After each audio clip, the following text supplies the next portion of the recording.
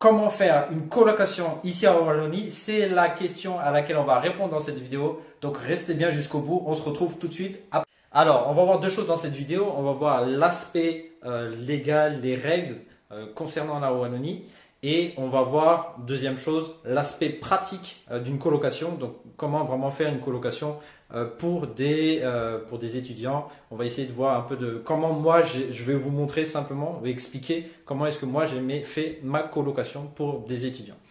Alors, dans tout ce qui est aspect légal, il faut savoir, alors ça c'est des informations que je viens d'avoir d'une ASBL qui s'appelle Habitat Partagé d'ailleurs, qui est vraiment des chouettes personnes.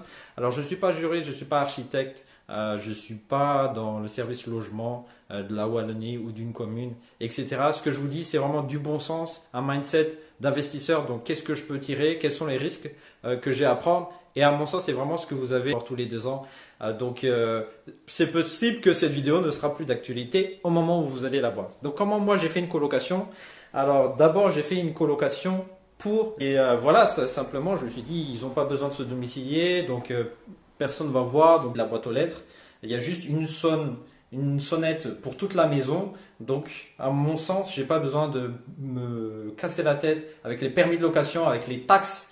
Si c'est comme une maison unifamiliale dans laquelle je mets juste 4-5 personnes différentes, des étudiants ou des stagiaires, pour moi, c'est bon, des personnes qui n'ont pas besoin de domiciliation. Après, si vous mettez d'autres personnes autres que des étudiants ou des stagiaires, comme par exemple des gens qui veulent travailler ou des gens de CPS, là, c'est vraiment autre chose. Donc, on va vraiment parler ici de code étudiant. Et sinon, il y a plein d'informations. Regardez sur notaire.be, regardez sur le bon bail, etc. Exactement toutes vos obligations.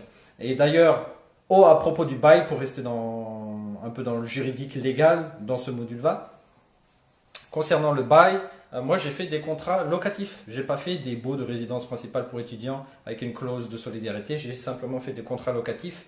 Donc ça c'est plus ou moins, c'est bon pour les courtes durées. Donc 9 mois c'est relativement une moyenne courte durée. Même si les locataires veulent rester plus longtemps. Après, on renouvelle tout simplement. Moi, ça me permet d'avoir plus de contrôle et de mieux gérer voilà, les rotations, etc. Parce que moi, ça ne me dérange pas de passer, allez, on va dire 20 heures par année à trouver des colocataires, etc. Et d'ailleurs, à ce propos, on regardera, je vais vous montrer dans une autre vidéo comment j'ai trouvé les locataires. Ça, c'est super important aussi également. Donc, dans l'aspect pratique, qu'est-ce que vous devez faire dans une colocation? Donc, simplement, vous devez vous mettre dans la tête de l'étudiant. Qu'est-ce que l'étudiant? Je pense que si vous investissez dans l'immobilier, c'est que vous avez au moins été étudiant dans votre vie. Et donc, pensez simplement à ces moments-là où aller demander à des étudiants de quoi est-ce qu'ils ont besoin pour faire une colocation. Donc, je vous montre en même temps un peu une deuxième pièce. Donc, voilà simplement, moi ici, dans toutes les pièces, j'ai équipé donc, avec un lit. J'ai même mis de la literie. Il y a des rangements, donc il y a des rangements ici. Il y a des rangements ici, donc sous les lits.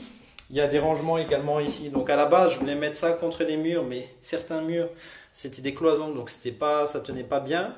Et du coup, je les ai posés comme ça et ça rend super bien. Les gens sont super contents, les étudiants sont super contents. J'ai également mis ici, donc il y a des bureaux avec du rangement, donc ça c'est assez classique. J'ai mis une petite poubelle, une prise multiple là-bas et voilà une extension, prise multiple, extension, tout est là. Et j'ai même mis un peu de design, donc voilà, on voit qu'il y a une suspension, donc je vais éteindre la lumière comme ça vous voyez mieux. Voilà, c'est vraiment un chouette truc et qui coûte vraiment pas cher. Encore une fois, c'est pas moi qui ai mis ça, c'est des personnes que j'ai trouvées sur YouPiJob.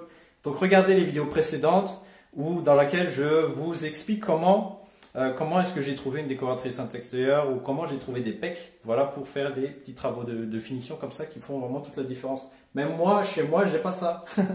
J'ai mis une superbe armoire aussi également avec beaucoup de rangements. On va voir un autre côté. C'est la même chose. Donc. Ici, c'est un grand lit. Vous avez les rangements ici sous le lit. Ça c'est super pour mettre encore plus d'habits.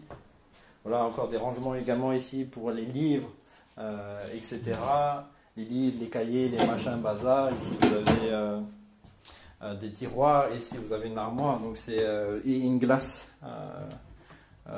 Simplement, et en plus j'ai mis même des cintres, ça coûte rien, ça coûte même pas 1 euro, ça coûte les 4, j'en ai eu quoi, 20 pour 1 euro, quelque chose comme ça, et j'ai même mis une petite couverture pour leur confort.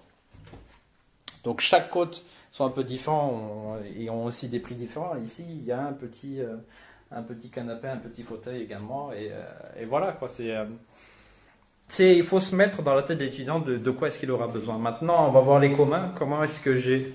Alors, c'est un peu vraiment une vidéo freestyle, mais comment est-ce que j'ai équipé les communs pour les étudiants? Parce que ça, c'est le moment convivial. C'est le moment super important pour les étudiants. Donc. Alors, j'ai mis ici une table haute. Et voilà des chaises hautes également.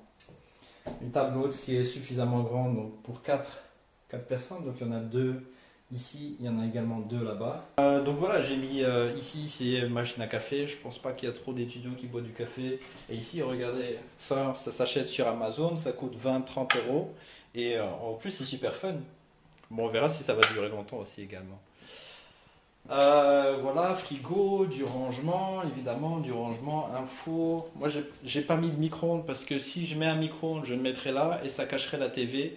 La TV, si jamais on veut la tourner comme ça, quand on est en train de manger, donc ça serait caché par le micro-ondes. Donc je l'ai pas fait et je l'ai pas mis. Et voilà un petit espace ici convivial pour s'installer. Avec des repose-pieds ici. Ici, il y a de l'espace pour mettre une PlayStation ou une console, voilà.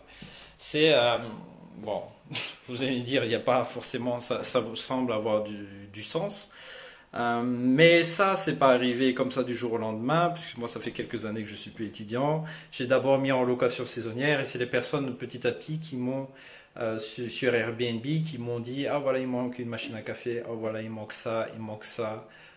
Il manque ça, et donc j'ai rajouté vraiment petit à petit au fur et à mesure parce que ça fait des dépenses aussi supplémentaires, mais il faut toujours voir sur le long terme le retour sur investissement. Et moi, je recommande énormément de faire des choses de qualité parce que des choses de qualité, c'est vraiment créer de la valeur, créer une expérience pour les gens, et ça, ils vont vraiment adorer. D'ailleurs, pour continuer sur le côté pratique, quand vous faites visiter des côtes, alors moi comme vous pouvez le voir ici, j'ai mis des stickers, et chaque fois que les personnes viennent visiter, je leur dis, écoutez, moi comme j'adore voyager, j'ai nommé cette maison le tour du monde, et sur chaque pièce, j'ai associé le nom d'un continent.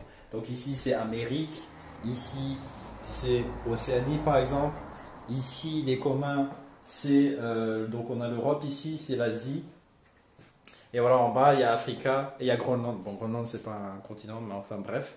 Et les gens, ils adorent parce que vous leur donnez du storytelling, vous leur donnez de l'émotion.